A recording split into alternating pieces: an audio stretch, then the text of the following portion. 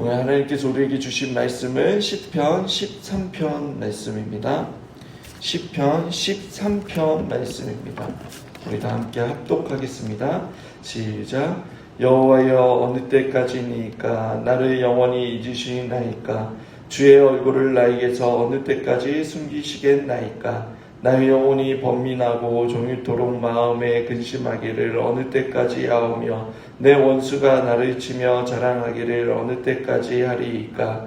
여호와 내 하나님이여, 나를 생각하사 응답하시고 나의 눈을 밝히소서. 두렵건대 내가 사망의 잠을 잘까 하오며 두렵건대 나의 원수가 이르기를 내가 그를 이겼다 할까 하오며 내가 흔들릴 때에 나의 대적들이 기뻐할까 하나이다.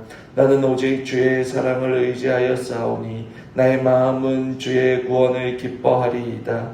내가 여호와를 찬송하리니 이는 주께서 내게 응답을 베푸심이로다. 아멘. 오늘 우리가 읽은 시편 13편은 시편 중에 가장 당돌한 시편입니다. 다윗은 자신의 처지에 대해 하나님 앞에서 가감없이 불평을 쏟아내고 있습니다. 13편의 첫 번째 연인 1절에서부터 2절의 말씀을 보면 1절에 하나님에 대한 불평을 하고 있습니다.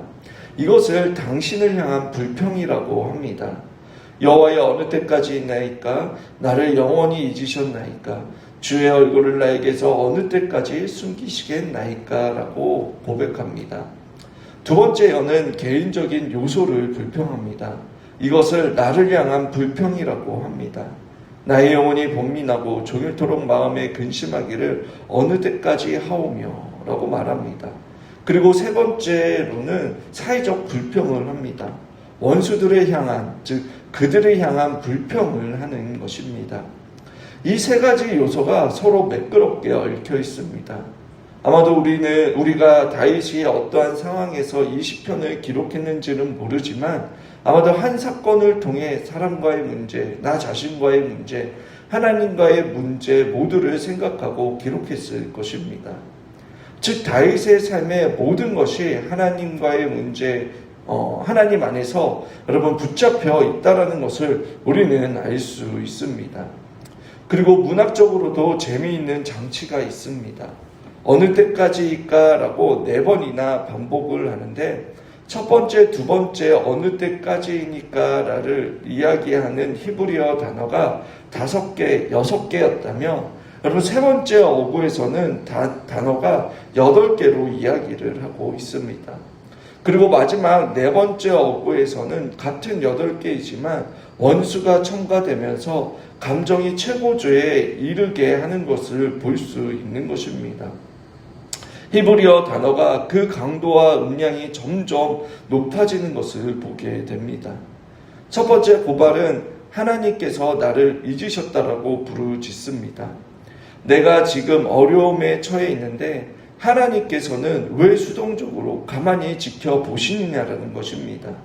그리고 두 번째 고발 장면에서는 주의 얼굴을 나에게서 어느 때까지 숨기시겠나이까? 라고 하나님께서 단순히 시인을 등한시 여기는 것이 아니라 조금 더 능동적으로 자신을 외면하고 보호하지 않고 구원을 감추신다라고 말하고 있습니다.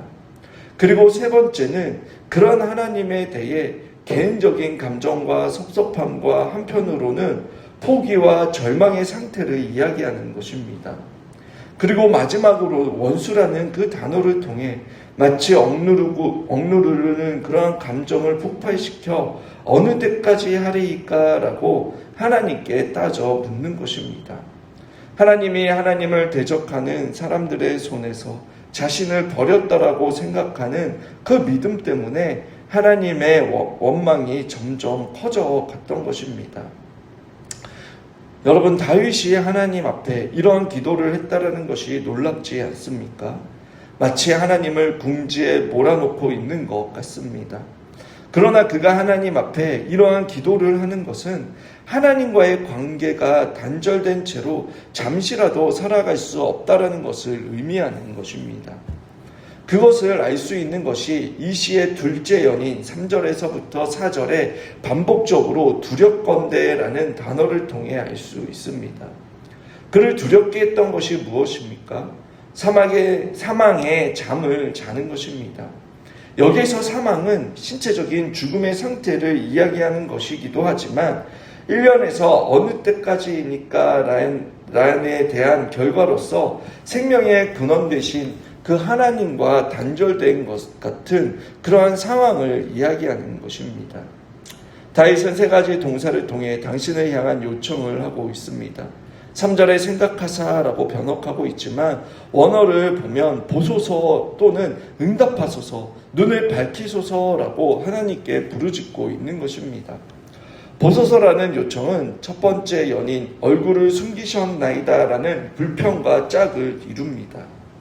그리고 첫째 연에서 나를 향한 불평이 있다면 여러분 두 번째 연에서도 나를 향한 요청이 있습니다.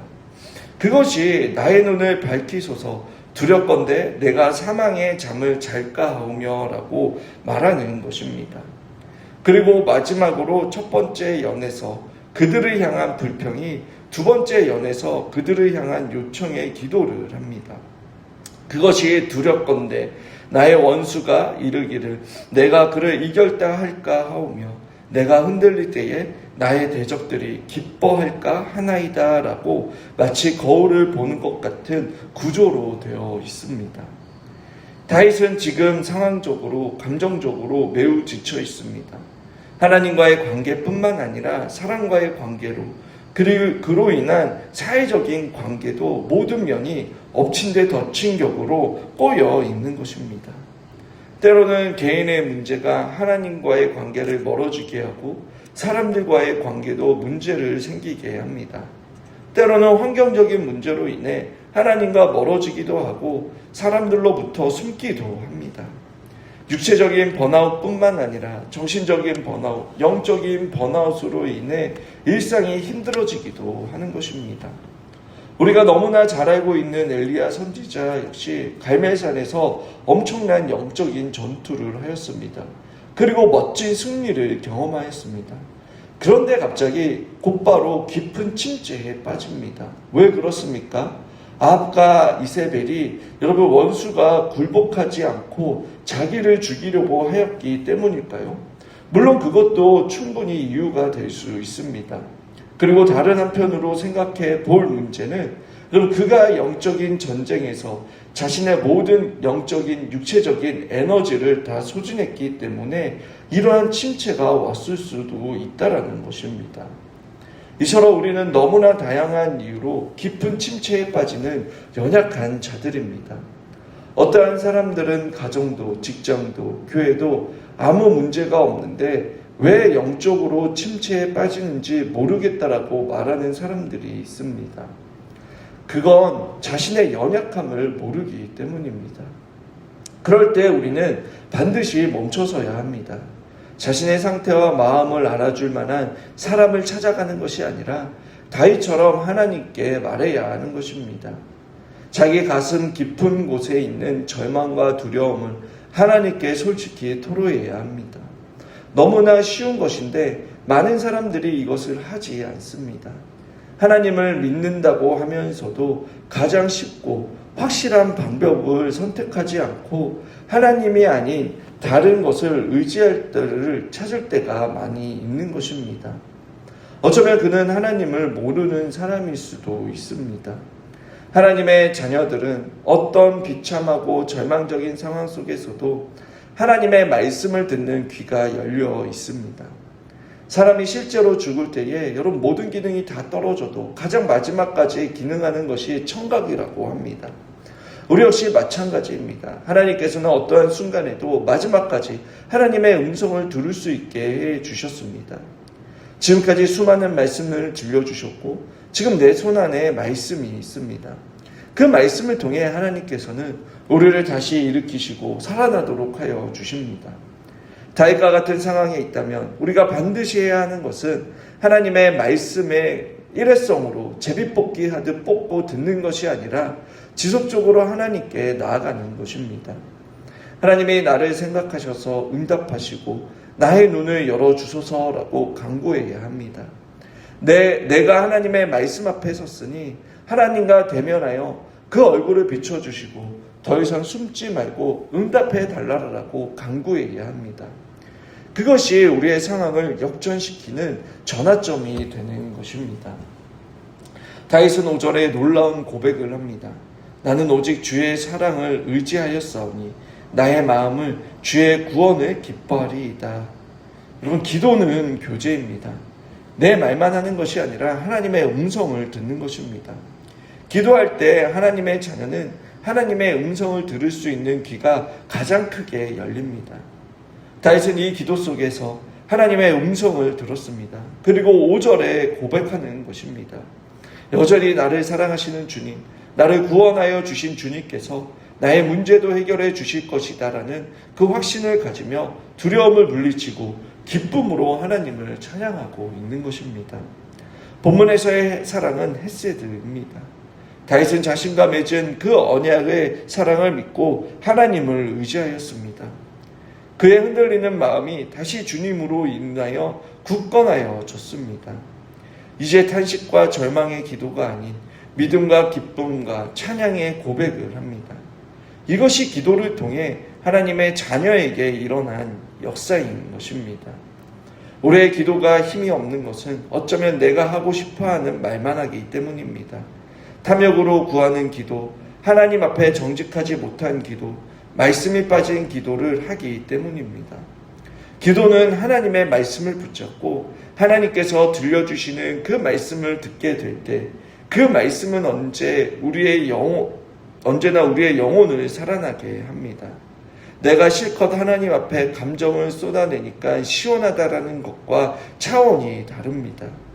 탄식과 절망에서 우리를 믿음과 기쁨과 찬양과 확신으로 옮겨주는 힘이 있는 것입니다. 여러분, 하나님께서는 듣지 않으시는 것처럼 보여도 기도하기를 쉬지 마십시오. 하나님께서 은혜로운 응답을 하시기까지 기도를 쉬지 마시길 바랍니다. 오늘 다윗의 시편이 저와 여러분에게 위로가 되길 원합니다. 어떠한 학자는 어느 때까지니까 라는 그 반복 때문에 다윗이 도망자 생활 가운데 수년 동안 기도했을 것이다 라고 주석한 사람들도 있었습니다. 결국 어느 때까지니까 라고 시작한 이 시편은 내가 여호와를 찬송하리니 라고 끝납니다. 저와 여러분 역시 다윗과 같은 고백을 하게 될 것입니다. 믿음을 달라라고 구하십시오. 왜냐하면 믿음이 없이는 절대로 문제의 깊은 터널을 헤쳐나올 수 없습니다. 믿음이 없는 하나님께, 여러분, 믿음이 없이는 그 하나님께 기도할 수 없습니다. 나의 예상과 계획과 나의 바람이 아니라 하나님의 음성을 들으며 그 말씀에 따라 확신하며 하나님께서 일하시는 것을 경험하시길 바랍니다. 십자가를 통해 보여주시고 확신하여 주신 헤세드의 사랑을 믿는다면 우리는 어떠한 상황도 이겨낼 수 있습니다. 자신의 아들을 내어주실 그 하나님의 사랑이 반드시 저와 여러분에게 은덕을 베풀어 주실 것입니다. 하나님은 우리를 포기하지 않으십니다. 사랑하시되 끝까지 사랑하십니다. 그 믿음을 가지며 오늘 이 시간도 하나님과 친밀한 시간을 통해 주님의 음성을 듣고 담대히 오늘 하루를 시작하는 저와 여러분들이 되시길 주님의 이름으로 축원합니다.